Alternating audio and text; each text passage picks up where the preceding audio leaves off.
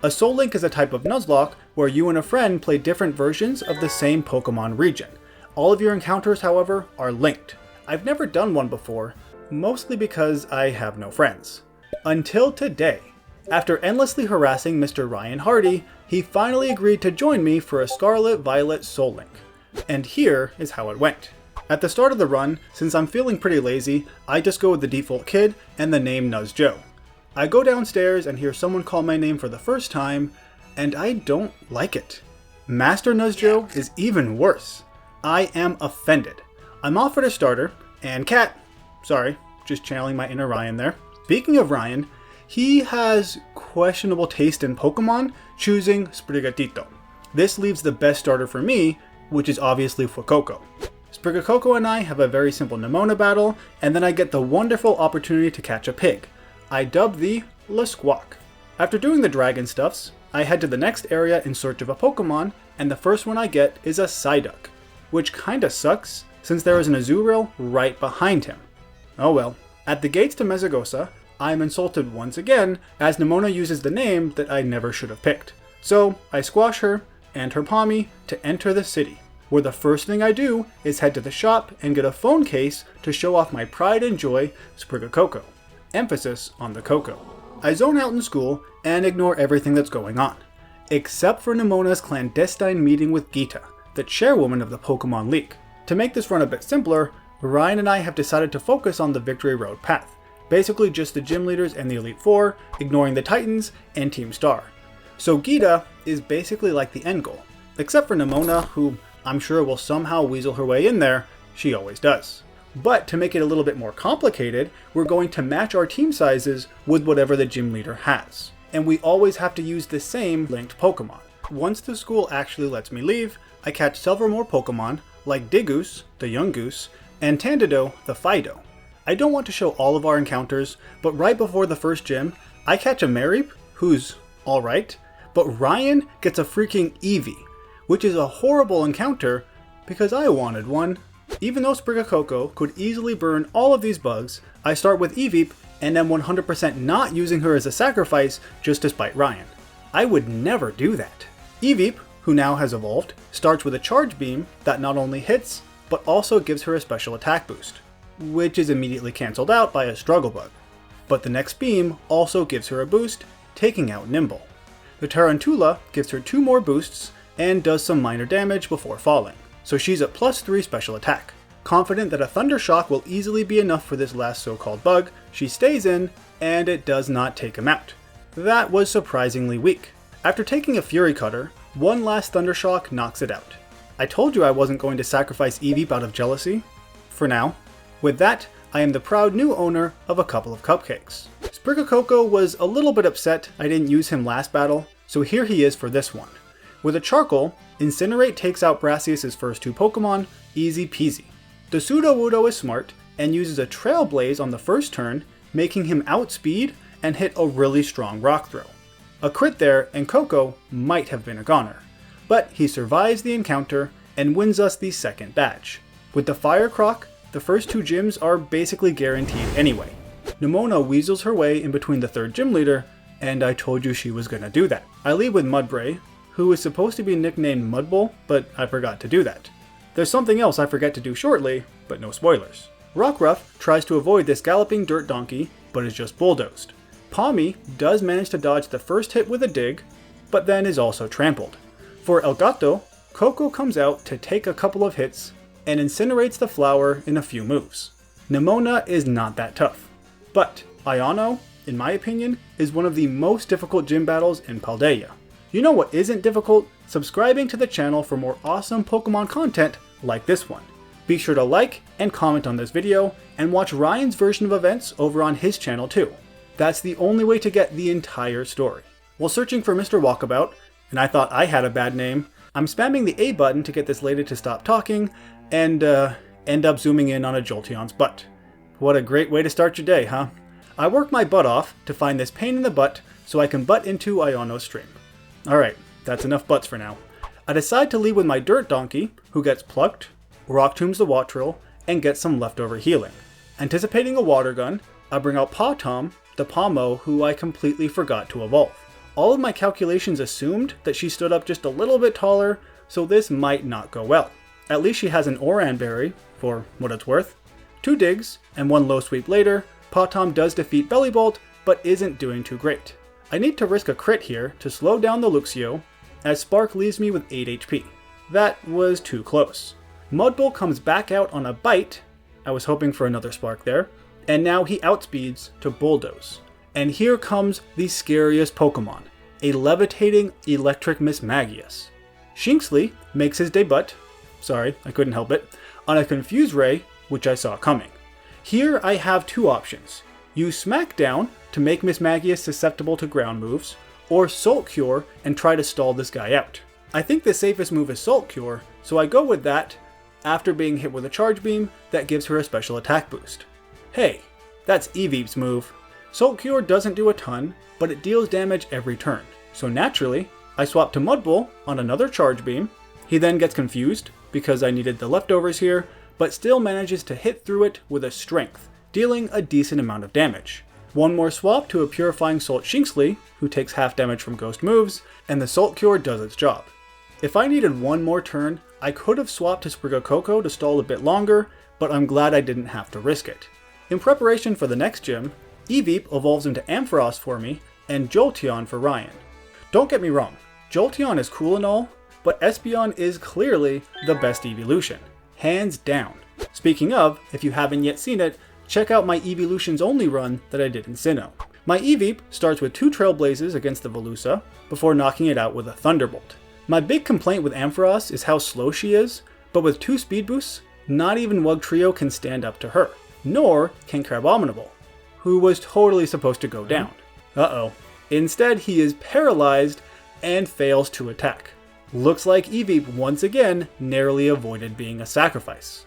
But how long can that last? It's only a matter of time, Jolteon. Nimona once again insults me by using my horrible name, but at least she doesn't try to beat me up. This time. Next time, I won't be so lucky. Before heading to the coolest gym leader in Paldea, I take Little Man, the Primeape, on a rampage, destroying a ton of weak, useless Pokemon. Little Man gets so angry at these losers that he straight up becomes a ghost, which makes him more powerful than you can possibly imagine. To celebrate his demise, I take him out to eat, and everyone knows that Mankeys love jelly-filled donuts. So I get him a rice ball, because they're the same thing. And even though I went through all that trouble to evolve him, I'm not actually going to use him in this fight, but I will soon enough. Spideycue starts off with a sticky web as he suffers from insomnia, which, by the way, is a much worse ability in real life than it is in a Pokemon game. We both deal a bit of damage, and I slow down the Komala with a Silk Trap. I was hoping to bait out a Sucker Punch here by making him too slow, but Slam missed Potom on the swap anyway. Komala falls to a Brick Break. The slightly larger Dunsparce tries to use Drill Run, which Spidey Tank takes like a beast before swapping to the real beast Q-Finine on a Glare. I was expecting a Hyper Drill, but I came prepared anyway. 2 heavy slams, and my Steelephant takes him out. This is why I needed the Sticky Web, by the way. Last is Staraptor, who does a decent amount with Facade, and takes less than half from my move. That was weaker than I thought. After a bit of thinking, I decide to risk Q-Finine to a crit, but she survives the hit, and the Staraptor does too. At this low HP, I bring out Potom on an Aerial Ace. One last hit takes out the bird. After enjoying a platter of donuts, it's immediately on to Nimona. Doesn't she understand that I have more important things to do than battle her all the time? Since I can't swap around my Pokemon, I start with Spideycue, who was not the best counter to Rockruff. Instead, I pivot to Little Man, who proceeds to flinch twice in a row and is crit. Well, that was a great debut, Little Man. At least this powers up his Rage Fist, which one-shots the Goomy, as well as the Pomo. That's a pretty great move, actually. Florigato outspeeds, so Spideycue returns on a Flower Trick to stall him with Silk Trap. With leftovers healing, a few turns of that, coupled with Bug Bite, and Spideycue actually defeats somebody. Surprising. Unfortunately, in that Nimona fight, Ryan's Rotom got crit and didn't make it. So, Potom goes off into the Daddy's box as the first Soulink casualty. In the afterlife, she can now shoot for the stars, or some other inspirational poster cliche. But this means that my go-to electric Pokemon now has to be Eevee. I think Ryan planned this all along. Regardless, I evolve a Dunsparce, hoping for a 3-segment form, and I'm stuck with this 2-form loser. This guy is barely more than a Dunsparce. What the heck? During the gym test, the Dunsparce fails to one-shot a Drifloon, who self-destructs, which was pretty scary. But my guy survived, no problemo. Another evolution later, and it's on to the gym battle. Rhyme wants me to lay down some sick beats, but with a name like Nuzjo, there is no way that's gonna happen. I just embarrass both myself and everybody in this crowd. Instead, we decide on a good old-fashioned blood sport. It's much more appropriate than rap. Diggos is hit, and breaks Mimikyu's disguise with a Trailblaze. As Spideycue does one of the only things he's good at, shooting some sticky web. Then, he does the second thing he's good at, running away. Digoose crunches the Bayonet, getting an attack boost, so basically it's now all over. Houndstone falls in a crunch, gaining another attack boost, and next turn the Toxtricity and the Mimikyu both go down, as I win the 6th batch. Now, there are a number of Pokemon I haven't used in a while, like Mudbull, who can now fully evolve. I also decide to bring out some new blood for this rival battle, even though we had one like 5 minutes ago. I don't think I've really used Cyclotor in a major battle yet, so let's do it. Lycanroc proceeds to throw sand in his face, and then is promptly trampled. Sligo is likewise trampled. Palmot is an expert bull runner because he grew up in Spain and knows how to effectively avoid said bull. But that doesn't stop him from being headbutt next turn, even though he survives. Okay, let's swap to Mudbull on a Spark to Earthquake this rodent. Now, if Flower Trick didn't always crit, Mudbull actually might be able to win this with his defense boosts, but as it is, she probably wouldn't. And why risk it? After all, I can swap to a Fire Croc with really high defense. And her Florigato has no dark moves yet, so a charcoal boosted flamethrower is all Sprigacoco needs. Finally, we get a nice break from Nemona, for at least several battles. It feels good to be free. It also feels good to exercise along with Sprigacoco. What? Plenty of people have gym buddies. I just took that to the next level to get a gym crocodile. Watch, they'll be all the rage pretty soon. At least in Florida. Anyway, it's on to the Psychic leader, Tulip. She leads with Fairy Giraffe, and I with an Assault Vest Snowvile. Bug Buzz one-shots the Giraffe, but not the whatever Gardevoir is supposed to be. After a single Psychic, this thing falls. Espathra also falls to a Bug Buzz, but does get a hit in first. Already we're on to Florges. Sprigacoco comes out for a Moonblast, and doesn't heal as much with Shell Bow as I had hoped, but my Croc still ends up the victor. Before the very last gym, these are going pretty fast now, I race down the mountain at breakneck speed without regard to my health or that of my animate board. We hit every mini goal and cross the finish line with a very respectable 36 seconds. Grusha heard about my record time, he's upset that I beat his time, so we battle. While Sprigacoco could easily handle this fight, I want to give Little Man some more screen time. He fire punches the Moth, low kicks the Bear, and the Whale, just to close out the fight with a close combat. With how easy these gym challenges were, the Elite Four should be so simple. As part of my Elite Four prep, I need to get some new TMs and items, which is how I end up sweeping Mela's pathetic fire Pokemon with a level 58 Golduck. I might be a tad over the level cap here, but that's not the focus of this run, so it's alright, I just needed that flame charge. Rika asked me all these personal questions that are nobody's business, but apparently she's a creep.